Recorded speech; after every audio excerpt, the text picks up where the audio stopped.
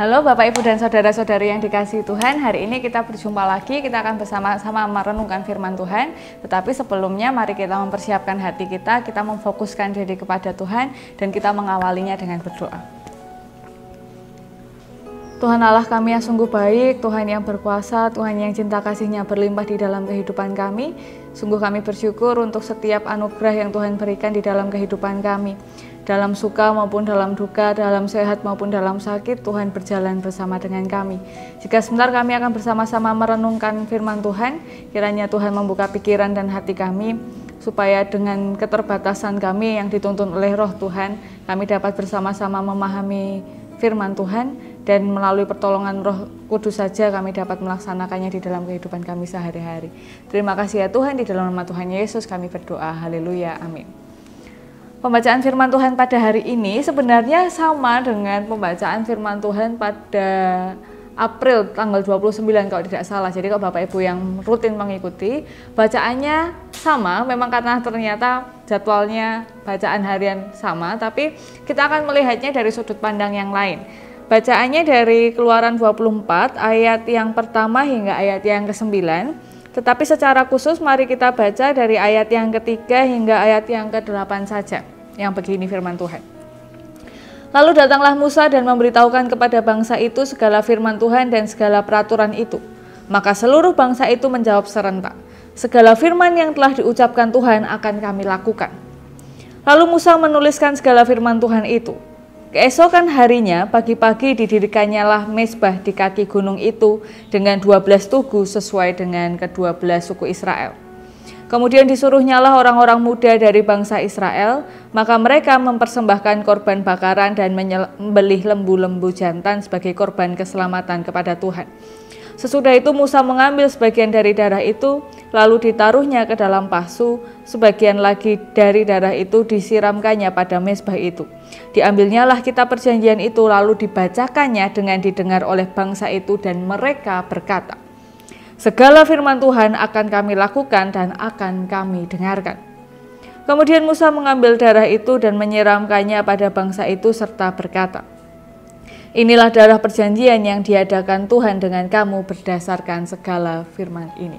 Demikianlah pembacaan firman Tuhan pada hari ini. Sungguh berbahagia semua dari kita yang masih diberikan kesempatan untuk mendengarkan, merenungkan, memelihara, bahkan dituntun untuk bersama-sama berjuang melaksanakan di dalam kehidupan kita sehari-hari. Haleluya. Bapak, Ibu, dan saudara-saudari yang dikasihi Tuhan, dalam kehidupan sehari-hari, dalam perjanjian yang ingin dilakukan oleh satu pihak dengan pihak lain, kalau perjanjiannya sederhana, mungkin tidak perlu menggunakan saksi atau notaris. Jadi kalau misalnya hanya janjian, nanti kita datang ya, bertemu di sini jam ini, itu tidak perlu pakai notaris. Kalau tidak datang ya hukumannya paling hukuman moral, tidak sampai dilaporkan polisi kalau janjian cuma makan saja di satu tempat makan. Tetapi kalau perjanjian dalam jumlah yang besar dengan konsekuensi yang cukup besar, memang biasanya membutuhkan pihak ketiga. Kenapa? Karena perjanjian adalah hal yang penting. Perjanjian itu melibatkan dua belah pihak atau lebih, dan seluruh pihak yang terlibat dalam perjanjian itu harus memenuhi dan taat terhadap perjanjian yang sudah dibuat.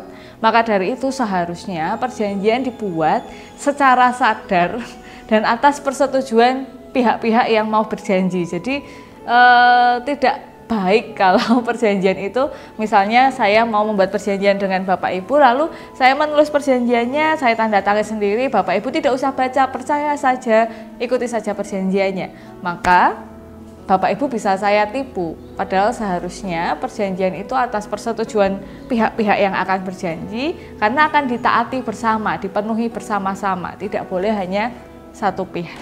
Nah, tapi bagaimana kalau perjanjian itu antara manusia dengan Tuhan, Tuhan dengan manusia? Susah sekali untuk mengatur, untuk memastikan bahwa perjanjian itu terpenuhi atau tidak. Nah, susah sekali untuk memenuhi perjanjian ini, mau di tolok ukurnya apakah sudah terpenuhi atau tidak, ini sangat sulit. Nah, sebenarnya kita mau mempelajari perjanjian Tuhan dengan manusia lebih dalam lagi. beberapa waktu yang lalu kita membaca ayat ini, yang kita tekankan adalah mengenai pelaksanaan ritual keagamaan. Tapi hari ini kita mau belajar bersama-sama tentang perjanjian antara Allah dengan manusia. Jadi ada 4 ciri-ciri dalam buku Etika Pastoral. Jadi sebenarnya ini buku yang lumayan bagus, tapi diterbitkan oleh PT Canisius. Memang lebih banyaknya adalah untuk calon-calon pelayan Tuhan, baik ya terkhusus ya kayak romo, suster, atau bahkan mungkin pelayan-pelayan yang lain yang melayani di gereja ataupun bukan. Nah, ada 4 ciri-ciri dasar dari perjanjian. Yang pertama adalah cara perjanjian itu dibentuk, itu adalah merupakan rahmat dari Tuhan. Jadi Allah memulainya dengan cinta kasih. Ini berbeda dengan perjanjian-perjanjian yang biasa kita lakukan. Karena dasarnya yang pertama, ciri-cirinya adalah ini diawali oleh rahmat dan cinta kasih dari Tuhan. Jadi inisiatifnya dari Tuhan sendiri. Kenapa? Karena Tuhan itu kasihan lihat manusia. Tuhan mengasihi manusia, jadi Tuhan mengadakan perjanjian dengan manusia. Lalu ciri yang kedua adalah sebenarnya manusia itu tidak layak menerima perjanjian, tetapi Tuhan itu memberikannya kepada kita. Jadi ketika Tuhan berjanji pada manusia, itu bukan karena manusia layak diberikan, tetapi karena memang Tuhan mau. Jadi kita ini tidak layak. Lalu yang ketiga, ciri-ciri yang ketiga adalah dalam perjanjian itu ada kebebasan, yaitu Allah bebas mencintai kita, tetapi kita juga diberikan kebebasan mau menerima atau menolak perjanjian itu. Jadi tidak ada paksaan. Lalu yang keempat, dalam perjanjian itu ada tindakan memasrahkan dan menerima kepercayaan. Jadi kalau diringkas ada cinta kasih, ketidaklayaan manusia, kebebasan Tuhan maupun manusia, dan yang keempat adalah tindakan memasrahkan dan mempercayakan diri. Nah, dari yang kita baca barusan, lebih kepada bagaimana manusia merespon perjanjian yang sudah ditawarkan Tuhan kepada manusia. Nah, perjanjiannya isinya apa? Seperti yang sudah disebutkan waktu itu, Tuhan akan melindungi umat Israel dan berjalan di depannya, itu istilahnya. Jadi akan melindungi dari berbagai macam musuh dan akan memberkati keturunannya. Jadi kan salah satu ketakutan dari sebuah bangsa adalah kepunahan. Nanti tidak ada lagi regenerasi. Nah, ini dijanjikan bahwa nanti akan dilindungi juga keturunannya. Nah, lalu apa timbal baliknya? Apa yang harus dilakukan oleh manusia? Bukan timbal balik ya. Apa yang harus dilakukan oleh manusia dalam perjanjian ini? Dari banyak sekali yang dituliskan, sebenarnya intinya adalah untuk taat kepada Tuhan, tetap setia kepada Tuhan, dan itu diwujudkan dalam relasi kepada Tuhan sesama maupun kepada alam semesta. Jadi intinya itu Tuhan cuma minta ketaatan dan kesetiaan. Nah, apa jawab manusia saat itu? Segala firman yang diucapkan Tuhan akan kami lakukan. Dalam terjemahan King James Version, terjemahannya itu begini. Mereka berkata, menjawab dalam satu suara. Jadi mereka itu sepakat bahwa mereka semua akan taat, mereka semua akan melakukan apa yang ada di dalam perjanjian itu, di dalam firman Tuhan. Jadi mereka ini melakukan, itu kata mereka saat itu, dan itu dituliskan dalam kitab Keluaran pasal 24. Kalau Bapak Ibu membaca perjanjian lama bahkan sampai ke baru, apakah manusia waktu itu adalah umat Israel berhasil menepati perjanjian yang mereka lakukan? Nah, ini persoalan kita. Kadang dalam perjanjian ini, perjanjian Tuhan dan manusia, ini sungguh tidak adil. Kalau perjanjian antara manusia dan manusia, kalau sampai menggunakan pihak ketiga, itu diupayakan supaya perjanjian antara kedua belah pihak atau lebih itu menemukan titik yang paling adil, win-win solution untuk dua belah pihak. Jadi yang satu tidak dirugikan, yang satu juga tidak dirugikan. Kalau diuntungkan pun dua-duanya diuntungkan. Tapi dalam perjanjian antara Allah dengan manusia, itu enggak win-win solution. Yang pertama sudah Allah yang inisiatif, sudah Allah yang memberikan, dan yang berikutnya adalah dalam kebebasannya, siapa yang lebih sering melanggar janji? Coba ini kalau kita bayangkan ya, ketika Allah membiarkan atau menggunakan bangsa lain untuk menghukum Israel, mereka yang disebutkan apa? Mereka mengingat perjanjian Allah kepada nenek moyang kami. Mereka mengingat sejarah bagaimana Tuhan menolong bangsa Israel lewat Musa dan lewat tokoh-tokoh yang lain. Yang mereka ingat adalah perjanjian yang disebutkan oleh Tuhan. Tapi mereka seringkali melupakan perjanjian yang mereka sebutkan sendiri. Ini yang sulit bagi manusia. Nah, ini juga yang mungkin terjadi dalam kehidupan kita sehari-hari.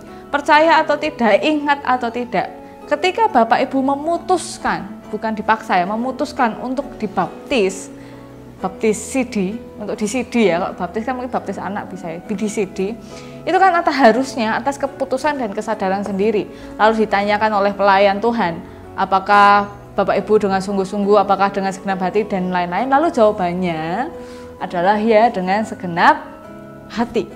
Nah, saat itulah Bapak Ibu sudah melakukan perjanjian dengan Tuhan.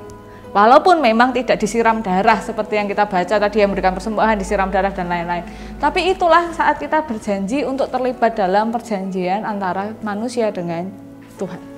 Nah, persoalannya adalah ketika kita merasa bahwa Tuhan kok tidak menolong saya, Tuhan kok tidak melindungi saya, kok tidak seperti yang dikatakan Alkitab pertolongan Tuhan. Persoalannya apakah kita ini juga sudah menepati janji kepada Tuhan. Nah, seperti yang sudah disebutkan tadi, ada 4 ciri-ciri dalam perjanjian ini. Yang paling sulit dalam perjanjian ini adalah kebebasan. Manusia boleh menolak, manusia boleh menerima cinta dari Tuhan. Dan Tuhan juga bebas mau mencintai atau mau tidak mencintai manusia. Karena pertama-tama ini diberikan oleh Tuhan, perjanjian ini. Nah, jadi hari-hari ini ketika semuanya tampak tidak adil, ketika semuanya tampak berat, ketika semuanya tampak susah, ketika kita ingin menuntut Tuhan, mempersalahkan Tuhan atau mempersalahkan orang lain, menuntut orang lain atau bahkan keadaan, karena kalau nggak ada yang disalahin kan disalahin keadaan ya. Nah, kita terlebih dahulu mari ngecek, saya sebagai pihak yang juga berjanji apakah sudah melaksanakan, apakah sudah mengikuti, memenuhi perjanjian yang sudah saya ikuti dari Tuhan. Nah, kalau belum ya kita refleksikan lagi kehidupan kita. Dan kalau kita lihat berpuluh-puluh tahun kehidupan kita ini, mana yang lebih sering menepati janji? Mana yang lebih sering menyatakan cinta? Kita atau Tuhan? Mari kita berdoa. Dengan menyadari keterbatasan kami ya Tuhan, sungguh Tuhan kami bersyukur karena Tuhan adalah Allah yang begitu setia, yang menepati janjinya di tengah-tengah ketidaksetiaan kami. Dan kiranya Tuhan menolong kami supaya kami meneladan kesetiaan Tuhan, kami meneladan cinta kasih Tuhan, sehingga dalam perjanjian antara Tuhan dengan manusia, kami pun dapat melakukan apa yang menjadi bagian kami. Terima kasih ya Tuhan, seluruh kehidupan kami pasrahkan ke dalam tangan kuasa Tuhan. Haleluya, amin. Nah, demikian yang dapat saya sampaikan, semoga dapat menjadi kekuatan dan penghiburan. Dan kita terus mengingat bahwa di ciri perjanjian yang keempat adalah memasrahkan diri, mempercayakan diri kepada Tuhan dan menerima kepercayaan dari Tuhan. Jadi dalam kehidupan kita, mari kita hidup berjalan bersama Tuhan dan menunjukkan kepada Tuhan bahwa ya, kami ini bisa menerima kepercayaan yang Tuhan berikan kepada kami. Selamat menjalani kehidupan. Tuhan Yesus memberkati kita. Sampai berjumpa lagi. Sampai jumpa.